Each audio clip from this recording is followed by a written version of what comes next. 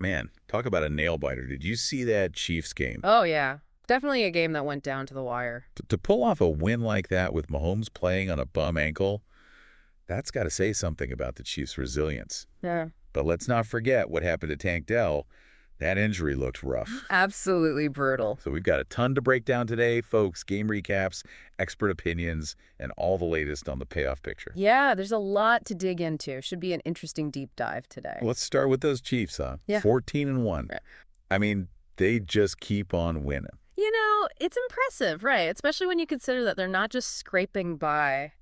They're actually dominating. Like in this game against the Texans, Mahomes with a high ankle sprain, and he still puts up 260 passing yards and 2 touchdowns. Not to mention that incredible rushing touchdown. Longest of his regular season career, I heard. Exactly. The guy is tough as nails. We've seen other quarterbacks sidelined for weeks with similar injuries, but Mahomes just keeps going. Almost makes you wonder if a little bit of adversity brings out the best in him. Could be. And hey, it wasn't just Mahomes. Oh, yeah, the rookies really stepped up. Worthy and Brown, particularly given the struggles the offensive line was having, they really showed their potential. Definitely players to watch in the future. And, of course, the defense can't go unmentioned. Oh, for sure.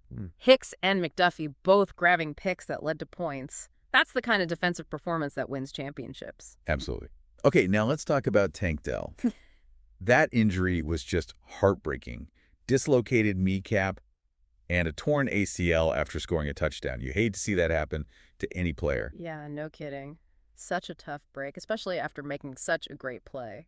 So how big of a loss is this for the Texans, you think? Especially with the playoffs just around the corner. Well, Dell has been a major weapon for them, averaging over 15 yards per reception. So losing that kind of firepower, especially right now, it's got to hurt.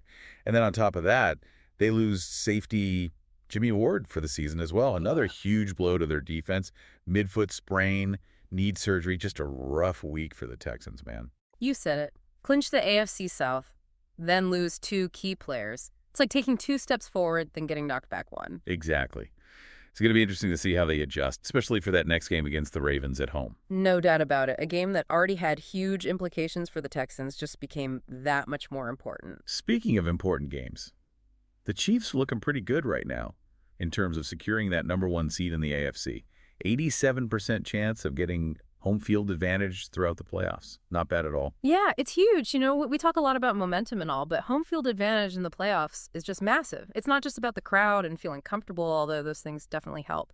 But logistically, it means no travel disruptions, less fatigue, you get to stick to your routines, and of course, the opposing team has to deal with your environment. And let's be real, playing in Kansas City in January, that's not easy for a lot of teams. No, not at all. You know, one thing that stood out to me in the game summaries is that C.J. Stroud's performance, while not terrible on the surface, he was 22 of 34 for 244 yards, 2 touchdowns, but he also threw 2 interceptions, and those picks really hurt the Texans at critical points in the game. Yeah, exactly. That's where the context really matters. Sure, his completion rate looks decent, but it's actually lower than a season average, and those 2 picks were costly. It's really a game of inches, isn't it? Oh, absolutely, especially in the NFL. Every play matters. So looking ahead, it seems like the Chiefs have a relatively clear path forward, right? They just got to manage Mahomes' ankle, and their remaining games are against the Steelers and Broncos teams they should be able to handle. You would think so, but that's why they play the games, right? Very true. Okay, but what about the Texans? How do they adapt and overcome these injuries to make a legitimate run in the playoffs?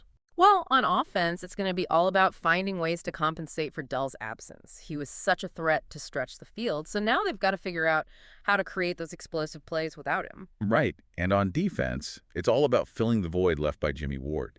Someone needs to step up and become a leader in that secondary. Yeah. Otherwise, the Texans' defense might start to crumble. And that's what makes this next game against the Ravens so crucial. It's a chance for the Texans to prove that they can overcome adversity and still be a contender. All right, so as we wrap things up here, we see the Chiefs on the verge of clinching that top seed in the AFC, while the Texans are facing some serious challenges. But hey, that's the NFL for you, right? Always unpredictable. Exactly, and that's what keeps us coming back for more. But I'm curious, considering all that we've discussed, the Chiefs' potential home field advantage and the Texans' uphill battle, which team do you think has the stronger path to the Super Bowl? Ooh, tough question. It's definitely a toss-up. But we want to hear from you, listeners. Let us know on social media which team you think has the edge and why. Whatever happens, the NFL playoffs are going to be a wild ride, and we'll be here to break it all down for you. So stay tuned, everyone. Today is your lucky day.